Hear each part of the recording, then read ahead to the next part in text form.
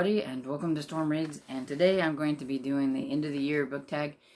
I should have probably done this earlier. I think it's meant to be done around like September or something like that, but I just kept forgetting to do it, even though I kept seeing it around, and I kept thinking I'm going to do it, and then I didn't. And so I've just decided, I'm going to go ahead and do it anyway, even though it's almost the end of the year.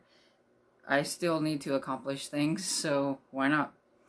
And the first one is, are there any books that you've started this year that you need to finish? And I'm going to say, yes, I have a couple.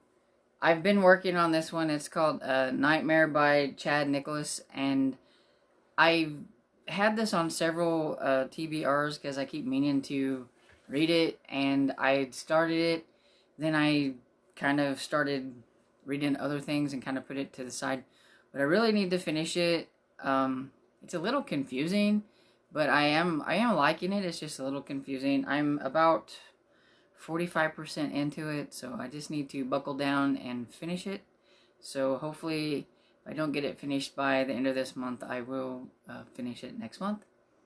And yeah, it's a horror book about a guy who he was kidnapped whenever he was little, and the guy was really weird. He gave him bird seed and put him in a cage and kind of treated him like a bird.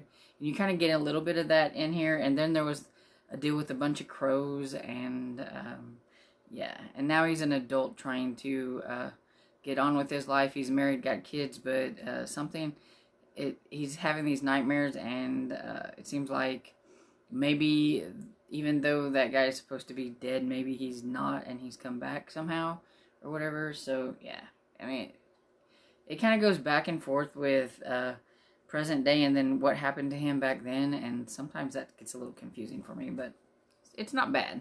I just need to buckle down and finish it. And another one is These Violent Delights by Chloe Gong. This is a retelling about Romeo and Juliet, and it's set in Shanghai in 1926. And I was really hoping to really enjoy this one, but I just not really into it too much, and so I keep putting it off. I just need to buckle down and finish it. I'm over halfway. It's like 400 and some pages. I'm on 244, and I know part of it's okay, but at the same time, I feel like nothing really is happening. It's about the white flowers and the Scarlet Gang and the White Flower. It's Shanghai people versus the Russians, and kind of who's taking over this territory. And it's a blood feud, so basically anytime a Scarlet runs into a White, it ends up in bloodshed of some sort. So, and there's this madness that is hit that is making people rip out their throats because it makes them crazy. They rip out their throats, and nobody's sure exactly what it is or who's done it. Is it the communists that are trying to infiltrate, or is it some kind of monster of some sort? But it doesn't care. They don't care who it is. It could be the Scarlet or the White Flowers, so they need to try to work together to figure out who it is, or they're not going to have anybody to rule. And yeah, for me, it's just a little slow and boring, but that's just me. But I am trying to get through it because I am kind of curious to see, exactly what it is at the end. We'll see. I know I think it might be like a trilogy or something, or a duology, because I have looked at the end and it has to be continued, so I know it's not going to end. So, but hopefully it at least tells me something, or I'll be a little mad.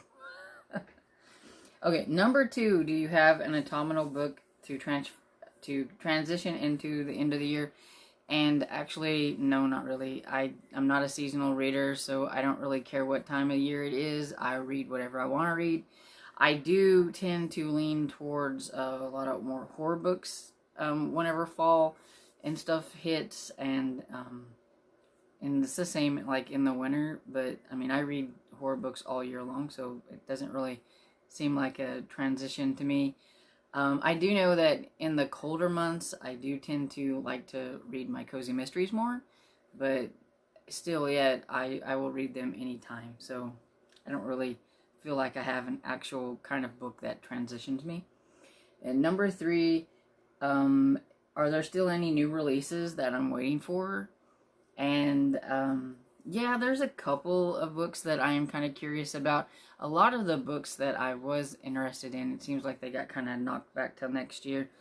But there are a couple that come out in December, and one of them is called Never After the 13th Fairy by Melissa de la Cruz, and I believe it's a middle grade book, and it is about a young girl who discovers that this guy from the 13th Fairy, which is a book series, he's following her home, and it seems like he is real, and he's trying to convince her that he's real and that they need her help in to, I don't know, defeat the evil queen or something like that. And I'll show you a picture here, but it looked really cute, and I'm always curious about new middle grade type books, and especially like fun fantasies where you have to defeat evil queens and things like that. It looks cute. On the other end of that, I have The Last Resort by Susie Holiday, which is a kind of a mystery thriller set in a resort, and so it's about 7 strangers, 7 secrets, and 1 perfect crime.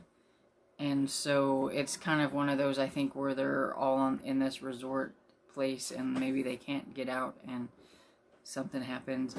It's not like it hasn't been done a million times before, but I always like to give them a chance to see if I like them or not. And sometimes I do, sometimes I don't. And so I'm curious to see if this author can pull it off and make me like the book.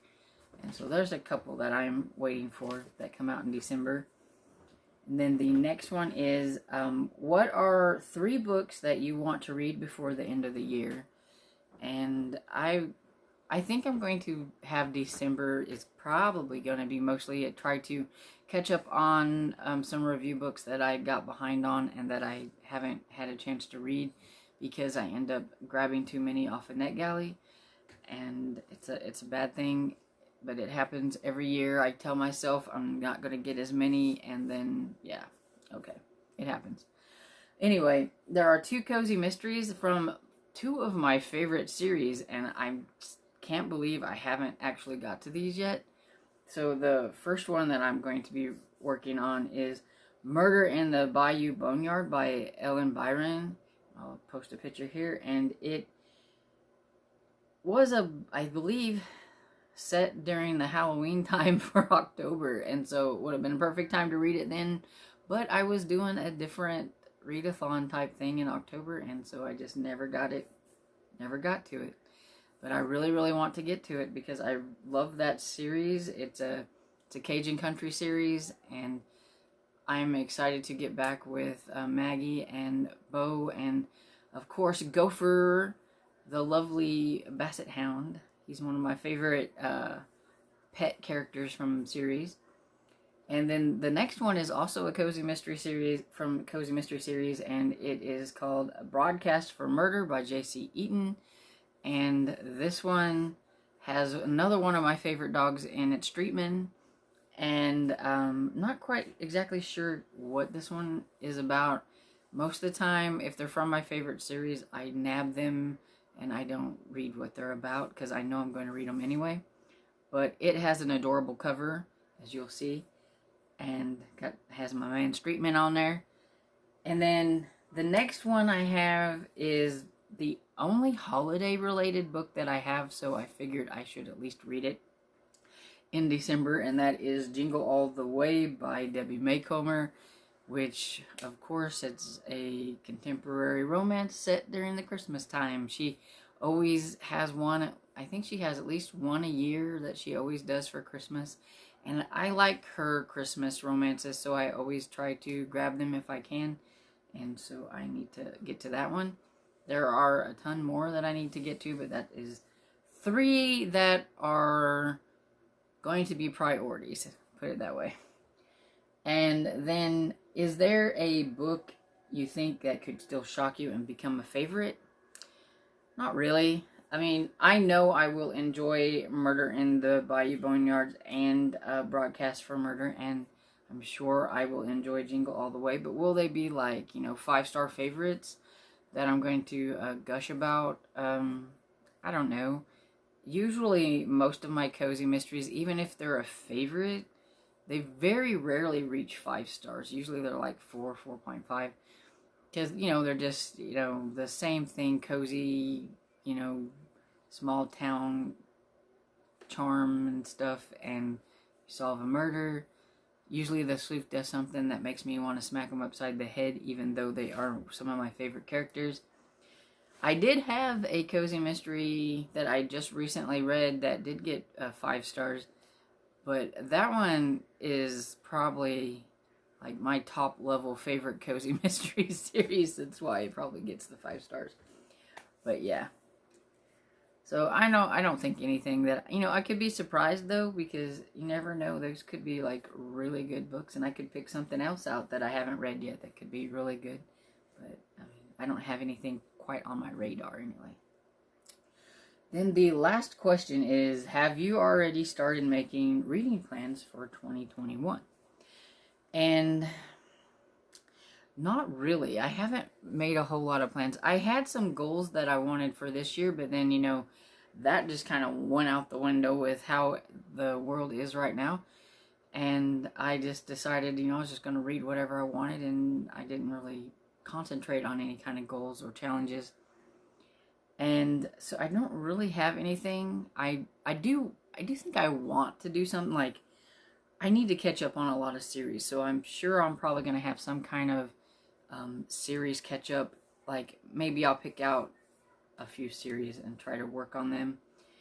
But yeah, especially with my Cozy Mystery series, I'm so behind on like a ton of them that it's just outrageous. And I do want to try out a new rating system.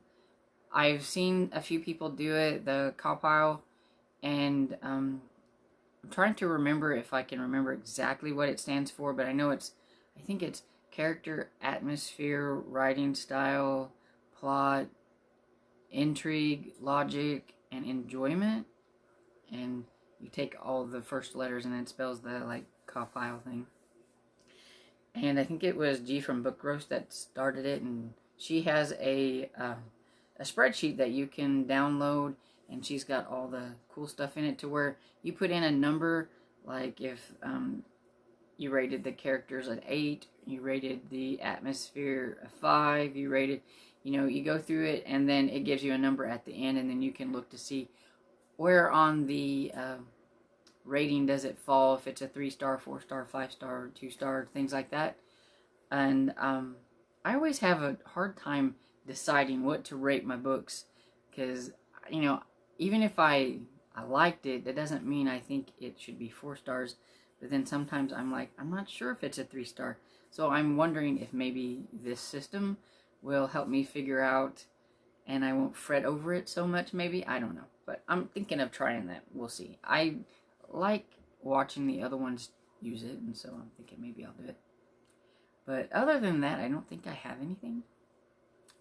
So that is the end of the year book tag, and I hope you enjoyed this video, and if you did, please give it a thumbs up and subscribe, and I will see you all next time.